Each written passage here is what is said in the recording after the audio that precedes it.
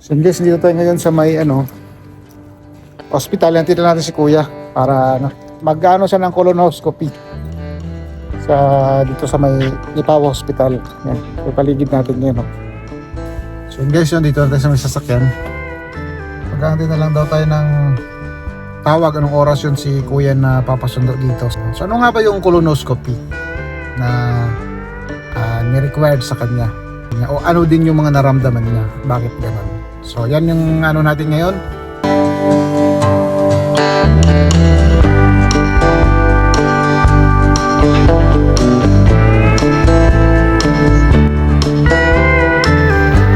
So hindi, susunod natin si kuya. At tayo muna tayo dito sa may Bicos.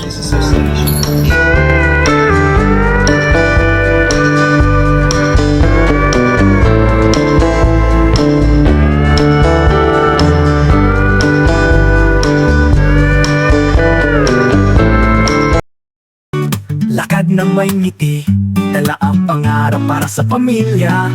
Sa vlog ko makikita ang kwento ng buhay. Fairfax TV, buhay Canada, OFW life, work, travel, saya sa bawat araw, sa bawat vlog.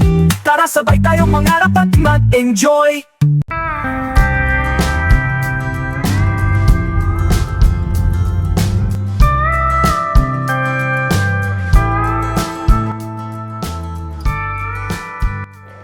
So welcome back po guys sa ating bagong video. So ngayon nga ay nagta-travel tayo, papunta tayo ng Lipawa Hospital.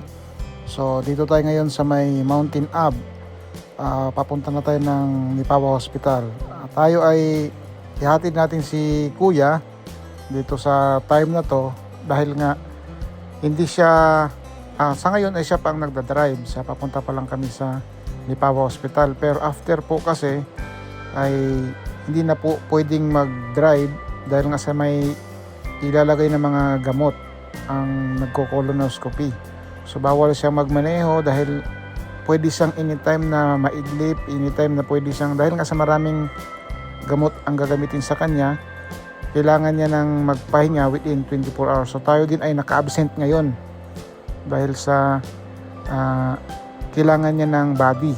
So kung wala siyang susundo sa kanya, siya lang magdadrive pa uwi, hindi siya basta i-release ng ospital. So yan na nga nangyari, tayo ay nag-leave ngayon para samahan siya.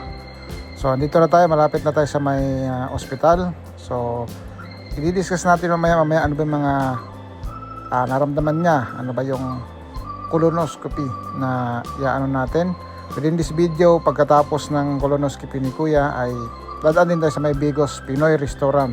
Papakita natin yung mga nakakatakam na mga Filipino foods na tinda nila, na talagang si kuya ay hindi kakain ng within 24 hours na bago siya mag-colonoscopy. Kaya takam na takam siya sa mga pagkain Pinoy.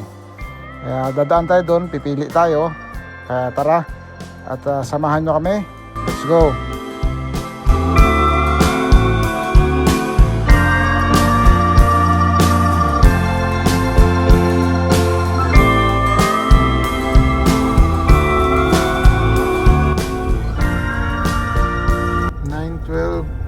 Negative 11, 9:30 ang appointment.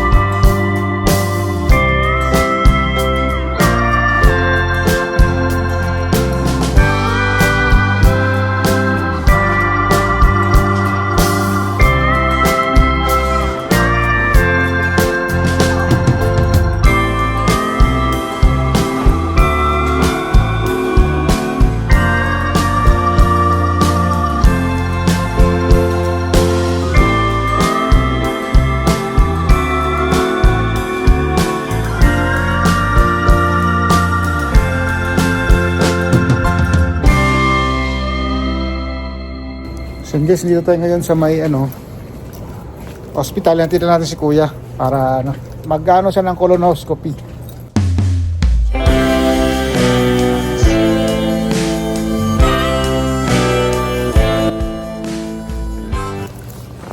So yan guys, no? So yan yung nakaschedule lang si kuya para sa kanyang colonoscopy. So sinamahan natin siya ngayon. So wala tayong ano ngayon, pasok. Nagano lang tayo ngayon sa sick note sa highlight. Ayan. So antay lang tayo ng tawag. Magano ngayon yun, matapos yung ano niya, colonoscopy. So maybe the end of this day, siguro mga whole day rin yun, colonoscopy niya. So yan, Kitawa Health Center. Ayan. So hindi tayo bayad ngayon, you know? Si kuya bayad yun kasi magpapile ng sick note yun sa ano, sa may Union. Eh tayo hindi tayo nakapag ano kasi nga magbiglaan lang to. Hindi tayo basta-basta pa pagbibigyan ng highlight ng ano, ng on the spot na absent. Kasi hindi naman tayo naka schedule. So yeah, malamig. Ayan, pasok muna tayo dito sa sakyan.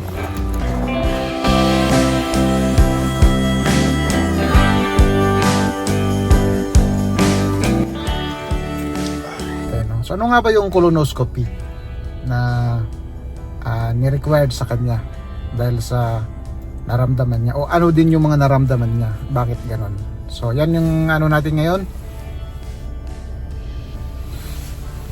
So yan, mag-ano muna tayo, uwi tayo sa bahay, tas antayin natin siya, mga hapon pa yun. Sa mga hapon pa yun guys na ano, mag-message. So okay guys, ano nga ba ang colonoscopy?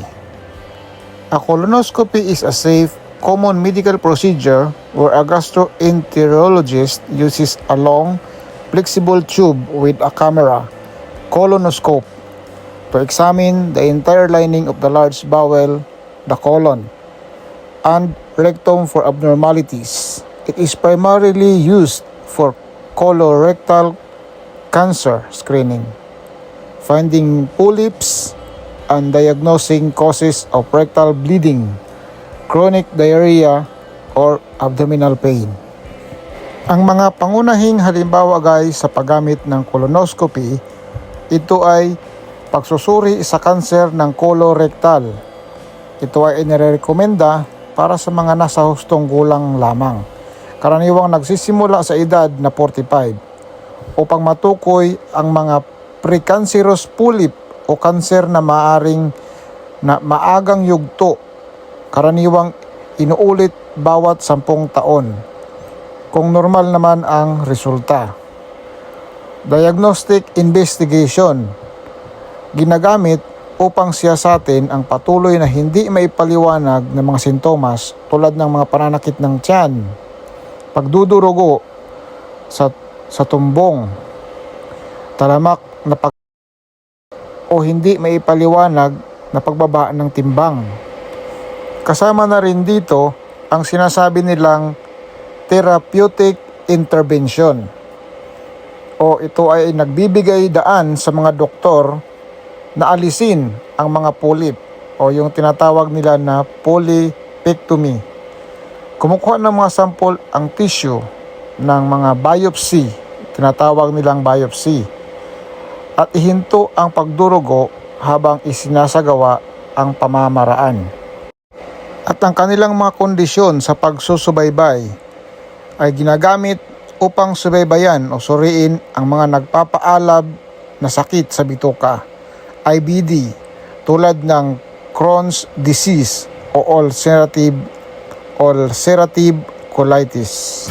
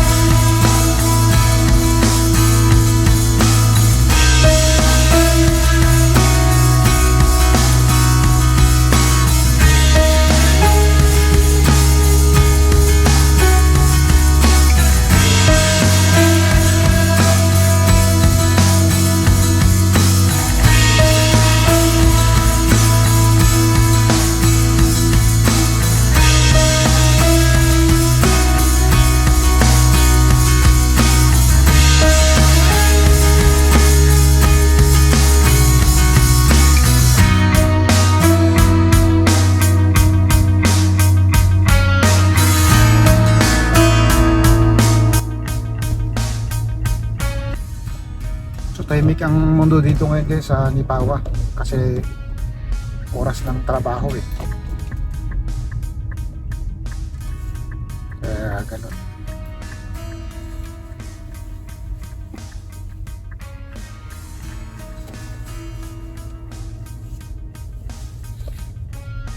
So maganda nga pala sana ilagay dito yung ano. Magda-driving tour tayo, so ilalagay ko dito yung phone sa harap. While exploring dito sa Nipawa. So pagdating na sa bahay, hain muna tayo. Nagugutom na ako. It's 10:10 dito sa Nipawa.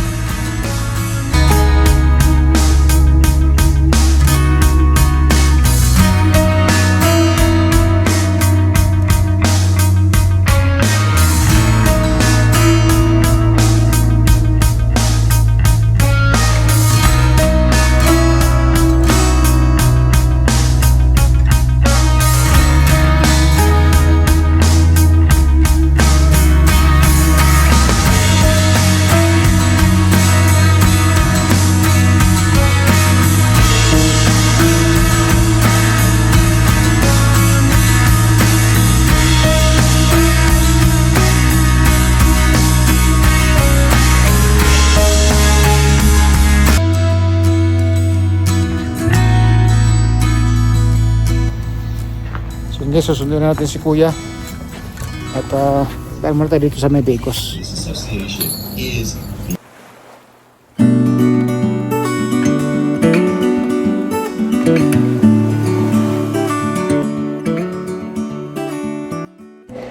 Okay guys, Bigos is great to stop by Bigos Pinoy Restaurants and welcome one of Nipawa's newest restaurants. They're serving up wonderful, authentic Filipino food, and it's great to see another local business adding to our community here in Nipawa. So if you're in the area, be sure to check them out dito sa may Bigos. Dahil makikita nyo talaga ang sasarap ng mga lutuin nila, talagang matatakam kayo.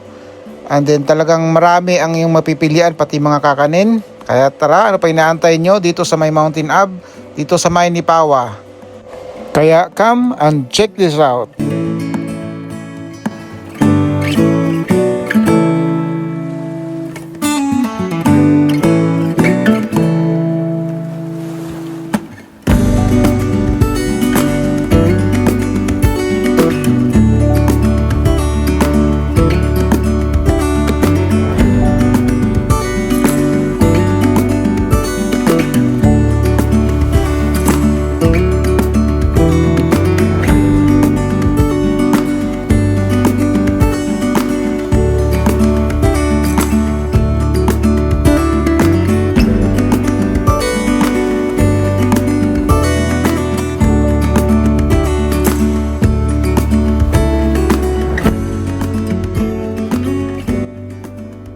And thanks for watching guys. I hope you enjoyed our video.